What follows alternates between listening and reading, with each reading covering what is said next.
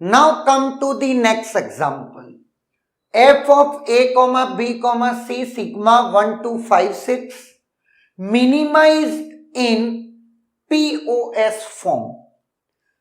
SOP form के लिए मुझे मीन टर्म्स की जरूरत पड़ती है, तो POS फॉर्म के लिए मुझे मैक्स टर्म की जरूरत पड़ती है। अगर इन्होंने मीन टर्म दे रखा है तो हम जानते हैं जो मीन टर्म है उसके अलावा सब मैक्स टर्म है। तो 0, 3, इसके बाद आपका आया 4 and 7, हाँ या ना, उसमें कोई दो राय नहीं है। नाउ अब अपन के मैप बना करके इसको फिर मिनिमाइज करते हैं। तो अगेन चूंकि ये 3 वेरिएबल का है तो वापस से वैसे ही प्रोसीजर फॉलो करते हैं। ऊपर A, B, C 0, 0, 0, 1, 1, 1, 1, 0, 0, 1। नाउ 0, 0, 0 पे 0 है, इसके बाद 3 मतलब 0, 1, 1 इट्स 0, 4 1, 0, 0 पे 0 है, 7 1, 1, 1 पे 0 है। बात समझ में आई? नाउ अब मीन टर्म्स क्यों लिखे? जब हमको प्राइम इंप्लीकेंट जो बनाना है वो प्राइम इंप्लीकेंट किसका बनाना है? मैक्स टर्म का। 0 मतलब मैक्स टर्म है ना।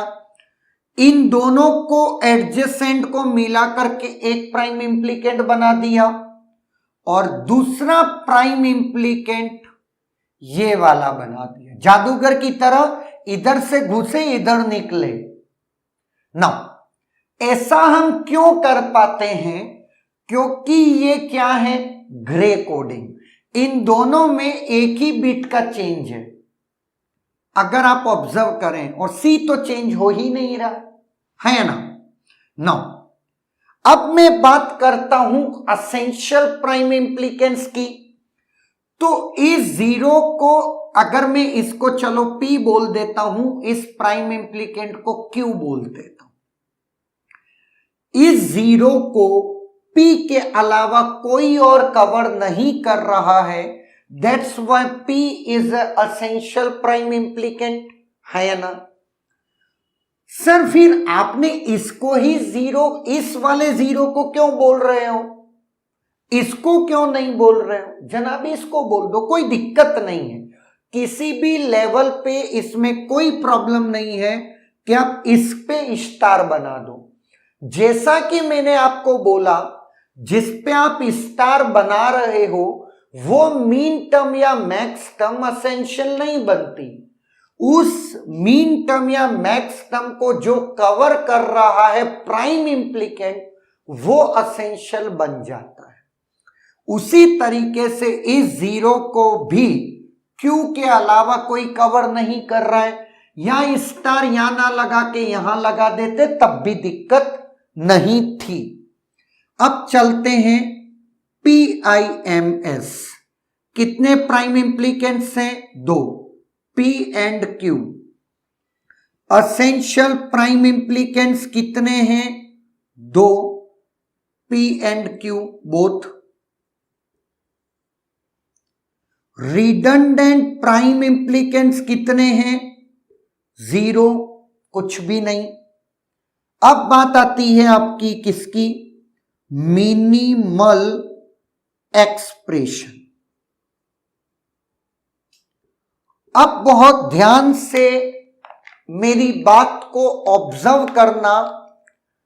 मिनिमल एक्सप्रेशन अगर आपके सारे प्राइम इंप्लीकेंट्स असेंशियल हो जाएं, it will have only one minimal expression. इसमें कोई दो राय नहीं है।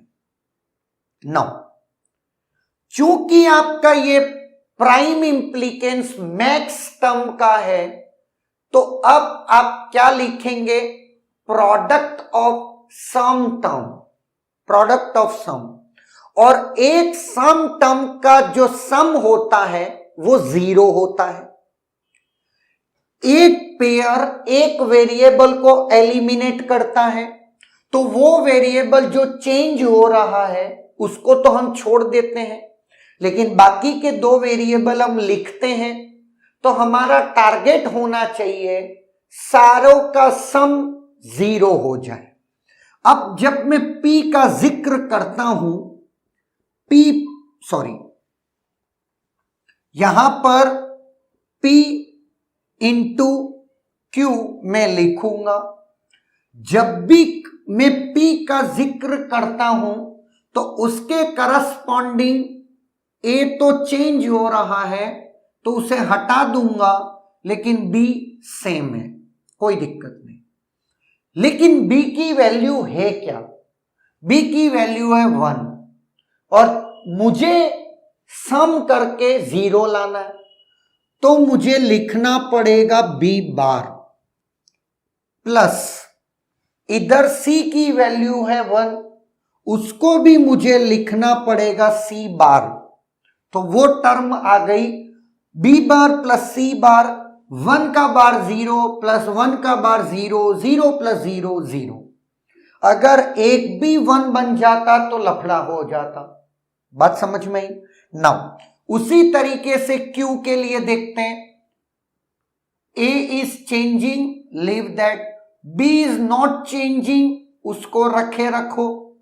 B और C भी नहीं चेंज हो रहा है, C भी 0 है, B भी 0, C भी 0।